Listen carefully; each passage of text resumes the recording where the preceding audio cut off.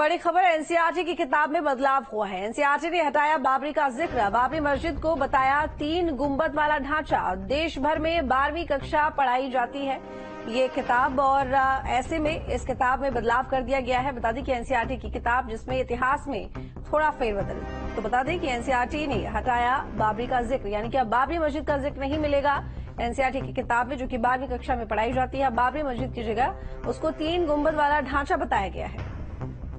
राहुल डब्बास इस वक्त हमारे साथ में जुड़े हुए ज्यादा जानकारी के साथ दिल्ली से। राहुल डब्बास, देखिए एक बहुत बड़ा बदलाव है। एनसीईआरटी की किताब जो कि 12वीं कक्षा में पढ़ाई जाती है, अब उसमें बाबरी का जिक्र हटा दिया गया है, बल्कि बाबरी की जगह अब 3 गुंबद वाला ढांचा इससे बताया गया है।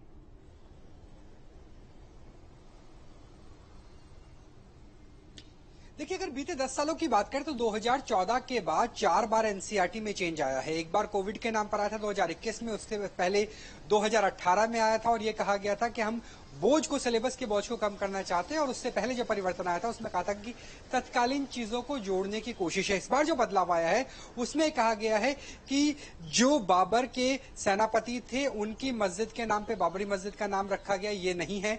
दूसरा 3 गुंबदों वाला ढांचा बोला गया है। तीसरा ये कि 1992 के बाद जो दंगे हुए थे उन दंगों से जुड़े हुए तमाम चीजों को हटा दिया गया है।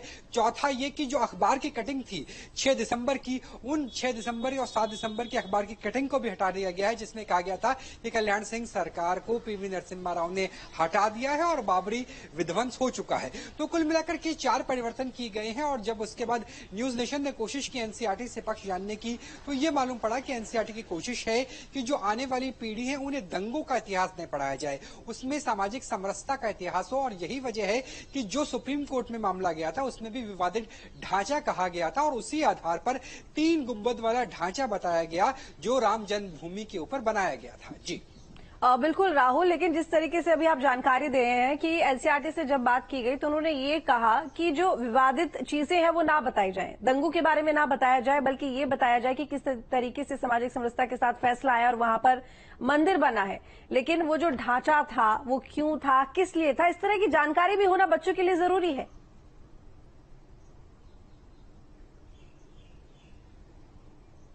निश्चित तौर से इसी का जो विरोध आ रहा है, जो विरोध खासतौर पे समाजवादी पार्टी की तरफ से, कांग्रेस की तरफ से, विपक्ष की तरफ से, और एक जो वामपंथी लेखक है, इतिहासकार है, उनकी तरफ से ये आ रहा है कि अगर आप समस्या को नहीं बताओगे तो बच्चे कैसे समाधान को समझ पाएंगे। अगर इसी को ही एक रूपता में देखा जाए तो क्या हमें आजादी के आंदोलन से पहले जो अंग्रेजों का जुल्म है वो नहीं पढ़ाना चाहिए? जो घटना हुई है उसकी पुनरावृत्ति को कैसे रोका जा सकता है? तो और एक पूरी की पूरी विवाद को या विवाद के साथ एक घटना क्रम को आप कैसे एडिट कर सकते हैं, हटा सकते हैं, ये भी सवाल उठाया जा रहा है। लेकिन जो एनसीईआरटी का पक्ष है, जो एक तरीके से सरकारी पक्ष के तौर पे माना जाए, वो ये है कि काफी सॉफ्ट तरीके से दंगों के बिना वाले इतिहास को पढ़ाने की कोशिश है, उसी लिहाज से आने वाली पीढ़ी को समझाने की कोशिश है एनसीईआरटी की तरफ से। जी चलिए ठीक है राहुल, बहुत शुक्रिया आपका तमाम जानकारी के लिए। तो एनसीईआरटी की इतिहास की एक किताब में अहम बदलाव किया गया है। ये बदलाव अयोध्या और बाबरी मस्जिद से जुड़ा है। किताब में इस परिवर्तन के बाद देश में नए सिरे से सियासी मंथन होने के भी आसार पैदा हो गए हैं। एक रिपोर्ट दिखाते हैं। कुछ लोग इसे वक्त के मुताबिक इतिहास में तब्दीली कहेंगे और कुछ लोग इसे सीधा इतिहास से छेड़छाड़। बात जो भी हो, लेकिन इतिहास की एक एनसीईआरटी किताब में बदलाव किया गया। ये बदलाव देश के इतिहास के एक बेहद अहम कालखंड से जुड़ा है, जिसकी कड़ी बाबरी मस्जिद और अयोध्या में राम मंदिर निर्माण से जुड़ी है। देश भर के स्कूलों में 12वीं की कक्षा में पढ़ाई जाने वाली इतिहास की ये एनसीईआरटी की पुस्तक है। इसका नया संस्करण तैयार हो चुका है और जल्द ही पाठ्यक्रम का हिस्सा बनने वाला है।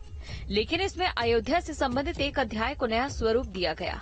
मसलन पाठ्यक्रम में शामिल इतिहास की पुरानी किताब में 4 पेज के इस चैप्टर को अब 2 पेज का कर दिया गया। इसमें बाबरी मस्जिद की जगह 3 गुंबद शब्द का जिक्र किया गया। नई किताब में ये बताया गया कि 1986 में फैजाबाद जिला कोर्ट ने 3 गुंबद वाले ढांचे को खोलने का आदेश दिया और लोगों को पूजा करने की इजाजत मिल गई। नई पुस्तक में लिखा गया कि ऐसा माना जाता था कि इस ढांचे को भगवान राम के जन्म स्थान पर बनाया गया था। अयोध्या का ये मसला हमेशा से संवेदनशील रहा और ऐसे में इसे लेकर इतिहास की पुस्तकों में किसी भी परिवर्तन को अकेडमिक नजरिए से अलग होकर भी देखा जाता है। हालांकि सुप्रीम कोर्ट के फैसले के बाद अयोध्या में उस स्थल पर कानूनी तौर से राम मंदिर का निर्माण हो चुका है। लेकिन नया अध्याय नए विमर्श का सबब बन सकता है। Team news state. एनसीईआरटी की किताबों में बदलाव को लेकर ऑल इंडिया